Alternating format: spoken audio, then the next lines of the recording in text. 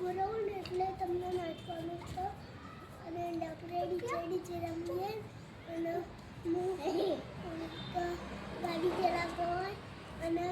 તમે બધા ઉપર બેસી જતા હો પછી હું ફોટો પાડતો હોય પછી હું આમ કહેતો હોય પછી તમે મૂકી જતા હોય પછી